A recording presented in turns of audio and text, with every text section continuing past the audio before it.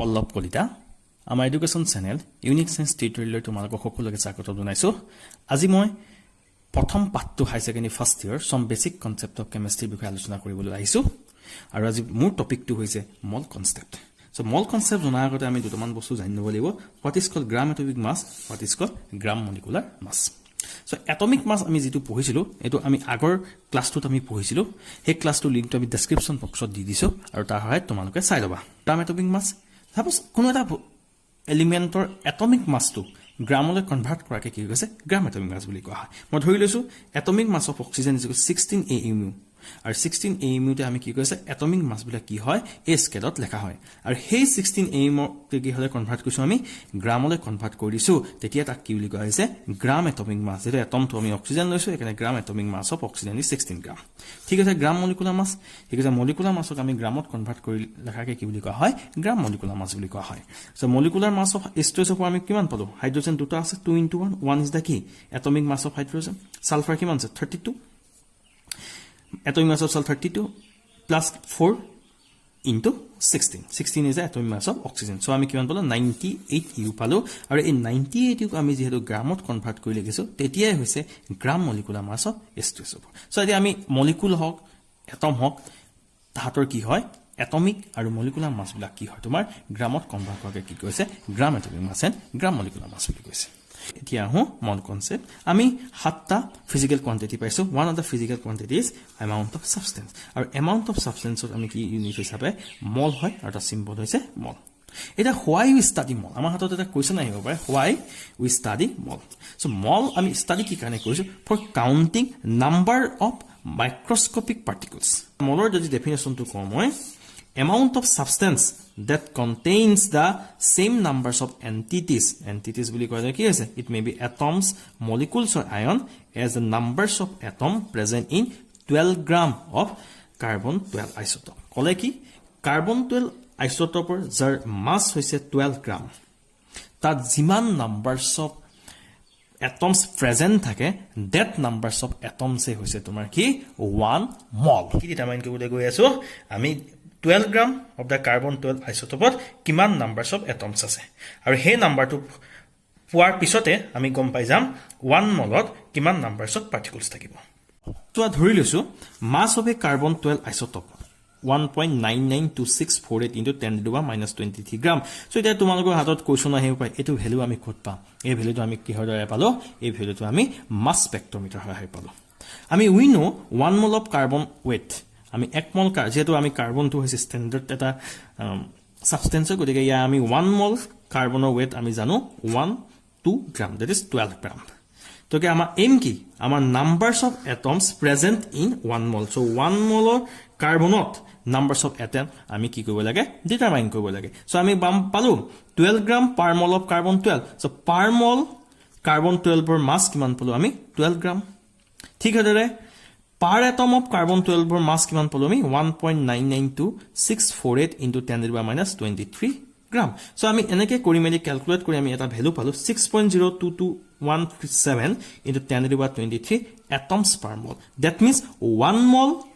carbon 12 hot numbers of atom kiman ase 6.022137 into 10 to the power 23 atoms ase that means এই আমি simplicity কাৰণে কিমান লিখিব পাৰো আমি 6.022 into 10 to the power 23 so এতিয়া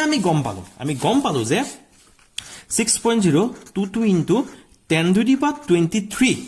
কি আছে নাম্বাৰস অফ পাৰ্টিকলস প্ৰেজেন্ট আছে ক'ত আছে ইন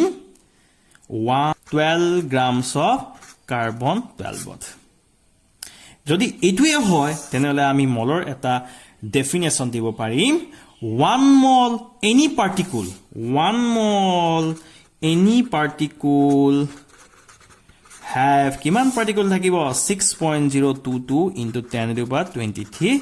particles থাকে এটো হৈছে মলৰ ডেফিনেশন সো আমি এটো কি কাৰণে ক'ব পাৰিলো কাৰণ আমি এটো ক'ব পাৰিলো যে কাৰণ 12 gram carbon 12 ইমান numbers of atom আছে তো that numbers of atoms এ হৈছে তোমাৰ কি 1 mol যদি ইমান numbers of atoms এ যদি 1 mol হয় তেনেকে 1 mol any particle কিমান হ'ব 6.022 into 10 to the power 23 particle very very important এটো মনত ৰাখিব লাগিব এটো আমাৰ প্ৰটেক্ট লাগিব আৰু এই নাম্বাৰটোকে কি নাম্বাৰ বুলি কোৱা হৈছে এই নাম্বাৰটোকে কি বুলি কৈছে এভোগাড্ৰছ নাম্বাৰ বুলি কোৱা হৈছে আৰু হনাৰৰ কাৰণে এভোগাড্ৰ হনাৰ দিবৰ কাৰণে এই নাম্বাৰটো কেনেকৈ কি ৰিপ্ৰেজেন্টেন্স কৰিছে কি লেটাৰ দা ৰিপ্ৰেজেন্ট কৰিছে N A is the Avogadro number 6.022 into 10 to the power 20 is the কি হৈছে তোমাৰ এভোগাড্ৰৰ নাম্বাৰছ এতিয়া 1 mole has 6.022 into 10 to the power 23 particles. These particles may be atom hobo pare, it may be molecule hobo pare, it may be ion hobo pare. Thik jidore ami 1 dozen boli jodi ko kiman hoy 12 hoy 1 dozen mango 12 mango 1 dozen book 12 book 1 dozen apple 12 apple, that is 1 dozen boli gole ami ki gom pai golo 12 boli gom pai golo. Thik he dore ami 1 mole is equal to kiman ami gom palu 6.022 into 10 to the power 23 particles. Okay, so very very important. Aru eta kotha monot rakhiba hodai কি kind of particle থাকে হেতু সদায় specify কৰিব লাগিব so that means কি 1 মোল যদি আমি ম্যাঙ্গো কও তেতিয়া কিমান হ'ব 6.022 into 10 to the power 23 mangoes কিন্তু আমি ম্যাঙ্গো কাউ নাম্বাৰস লিখিবৰ কাৰণে 1 মোল ইউজ কৰা নহয় কাৰণ 1 মোলছৰ যেটো ভ্যালু আছে তো ভেৰি ভেৰি লাৰ্জ ভ্যালুস হয় গতিকে আমি হিমানখিনি আমি ম্যাঙ্গো ক্যালকুলেশন কৰিবৰ কাৰণে বহুত প্ৰবলেম হ'ব তো হেকাৰণে আমি কি হয় কাউন্টিং কৰিব হিমানখিনি ম্যাঙ্গো কাউন্টিং কৰিলে বহুত প্ৰবলেম হদায় হেকাৰণে মনত ৰাখিবা মাইক্ৰোস্কোপিক যিখিনি এন্টিটি আছে এই এন্টিটি খিনি নাম্বাৰ কাউন্টিং কৰিবলৈ হদায় কি ইউজ কৰা হয় মলক ইউজ কৰা হয় এতিয়া ঠিক আছে আমি ইয়াত আছে এক্সাম্পল ঠিক আছে যদি আমি 1 mole hydrogen atom hobo kiman hobo 6.022 into 10 to the power 23 hydrogen atom hobo so that means g2 থাকে আমি 1 mole 0 সদায় ইয়াত কি হ'ব লাগিব হিমানেই হ'ব যেটো আমি হেকানে আমি কৈছিলো আমি সদায় কি কৰিব লাগিব আমি দেখিবা যদি আমি টাৰ্ম মলৰ টাৰ্মটো যদি ইউজ কৰো it is essential to specify the kind of particle involve কি কাইন্ড অফ পাৰ্টিকল আছে সদায় ইনভলভ কৰো ইয়াত কি আছে এটম আছে গতিকে আমি এটম লিখিছো ইয়াত সোৱা 1 mole of hydrogen molecule is equal কিমান 6.022 into 10 to the power 23 hydrogen molecule so 1 mole of sodium chloride so sodium chloride বুলি যেতিয়া আহি গল ইয়াত এটা মই কথা কৈছো sodium chloride বুলি যেতিয়া আহি গল sodium chloride যেহেতু হেতু হৈছে আয়নিক কম্পাউণ্ডত জেনাৰেলি কি হয় ইয়াক 1 মলিকুল বুলি আমি ক'ব নোৱাৰো সদায় ইয়াক কি বুলি কোৱা হয় 1 formula unit that means 1 formula unit মানে কি হয় ই কি বুজাইছে এই ফৰ্মুলাটোৱে পৰা আমি এটা মলিকুল বুলি আমি ক'ব নোৱাৰো এই ফৰ্মুলাটোৱে কি বুজাইছে আমি সোডিয়াম ক্লোৰাইড যেটা আমি ফৰ্মুলা পাইছো এই আয়নিক কম্পাউণ্ডৰ এই ফৰ্মুলাটোৱে বুজাইছে ইয়াৰ constituent আয়নৰ ৰেশিও বুজাইছে ইয়াত এটা সোডিয়াম আছে আৰু কি আছে ক্লোৰাইড আয়ন আছে আৰু এই সোডিয়াম আৰু ক্লোৰাইড কি ৰেশিওত আছে বুলি কৈছে 1:1 that means ইয়াৰ এটা আয়নিক কম্পাউণ্ড অফ ফৰ্মুলা হলে কি বুজায় ratio of constituent ion that is positive ion and negative ion সকাৰণে হেকাৰণে আমি ইয়াক মলিকুল হিচাপে কোৱা নহয় সো হেকাৰণে ইয়াক কি বুলি কোৱা হয় আয়নিক কম্পাউণ্ডৰ ফৰ্মুলাটো কি বুলি কোৱা হয় ফৰ্মুলা ইউনিট বুলি কোৱা হয় আৰু ইহেতৰ যেটো মাস পাওঁ ইহেতৰ এটমৰ যেটো সামেশন কৰি আমি যেটো মাস পাম হে মাসটো কি বুলি কোৱা হ'ব ফৰ্মুলা মাস বুলি কোৱা হ'ব সো সোডিয়াম ক্লোৰাইডৰ যদি আমি ফৰ্মুলা মাস চাওঁ কিয়নো সোডিয়ামৰ তোমাৰ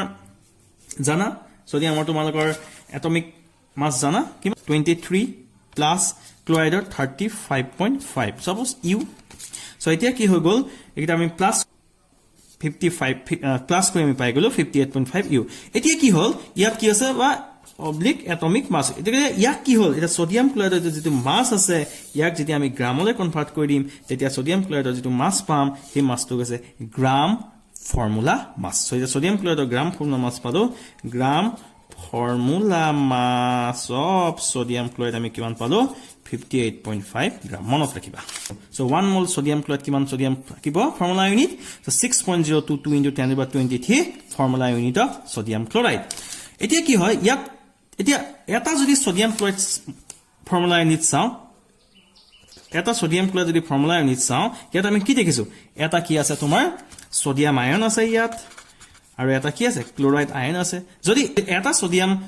ফৰ্মুলা ইউনিট যদি 1 সোডিয়াম পজিটিভ আয়ন থাকে 1 যদি ক্লোৰাইড আয়ন থাকে তেনে হলে ইয়াত কিমানটা আছে 6.022 into 10 to the power 23 formula unit of sodium ক্লোৰাইডত কিমান থাকিব 6.022 into 10 to the power 23 sodium positive ion থাকিব 6.022 into 10 to the power 23 chloride ions থাকিব হেতু সদায় মনত ৰাখিবা মই এটা থাকে তোমালোক এটা এক্সাম্পল দিছো সাপোজ 1 মোল কাৰ্বন ডাই অক্সাইড কিমান মলিকুলছ কাৰ্বন ডাই অক্সাইড থাকিব যেটো আমি কাৰ্বন ডাই অক্সাইড যেটো মলিকুল হয় গতিকে আমি যেতিয়া ইয়াত মলত যেতিয়া আমি নাম্বাৰছত ইয়াত কাউন্ট কৰা হ'ব ততে ইয়াত কি লিখিব লাগিব মলিকুলছ লিখিব লাগিব যদি এটম আছিলে ইয়াত আমি কি লিখিছিলো এটম লিখিছিলো মলিকুল থাকিলে মলিকুল লিখিব লাগিব আৰু এটো হতে মনত ৰাখিবা ইয়াত যেটো সোডিয়াম প্লাস ফৰ্মুলা ইউনিট এখানে আমি ইয়াত কি লিখিছো ফৰ্মুলা ইউনিট লিখিছো ইয়াত চোৱা 1 mole carbon dioxide is equal to 6.022 into 10 to the power 23 molecules of carbon dioxide এতিয়া আমি চাও 1 molecule carbon dioxide আছে কিমান 1 carbon atom আছে 2 oxygen atom আছে এতিয়া যদি মোক ক 6.022 into 10 to the power 23 molecules of carbon dioxide কিমান carbon atom আছে কিমান oxygen atom আছে আমি ক্যালকুলেট কৰিব পাৰিম যদি এটাত থাকে এটা molecule of carbon dioxide 1 carbon আৰু দুটা অক্সিজেন এটম থাকে তেনেহলে ইমান মলিকুলছত কিমান থাকিব so 6.022 into 10 to the power 23 কি থাকিব এটমস অফ কাৰ্বন এটো লিখিব লাগিব এটমস অফ কাৰ্বন থাকিলে যদি এটা molecules of carbon dye oxide এটা কাৰ্বন এটম থাকে তেনে 6.022 into 10 to the power 23 molecules of carbon dioxide কিমান থাকিব 6.022 into 10 to the power 23 atoms of carbon যদি এটা মলিকুলছ অফ কাৰ্বনত দুটা oxygen atom থাকে তেনেহলে কিমান থাকিব 6.022 into 23 into 2 that means 6.022 into 10 to the power 23 molecules of carbon dioxide কেটা oxygen থাকিব ইয়াৰ লগত 2 into কৰিব লাগিছে কাৰণ এটাত যদি দুটা থাকে তেনে ইমানত কিমান থাকিব 6.022 into 10 to the power 23 molecules কিমান থাকিব 2 into 6.022 into 10 to the power 23 atoms of oxygen so এখিনি কথা মনত ৰাখিবা আমাৰ চেনেলটো চাই থকাৰ কাৰণে তোমালোকক ধন্যবাদ থাকিল কিবা যদি বুজি পোৱা নাই আমাক কমেন্ট কৰিবা চেনেলটো সাবস্ক্ৰাইব কৰিবা আৰু শ্বেয়াৰ কৰিবা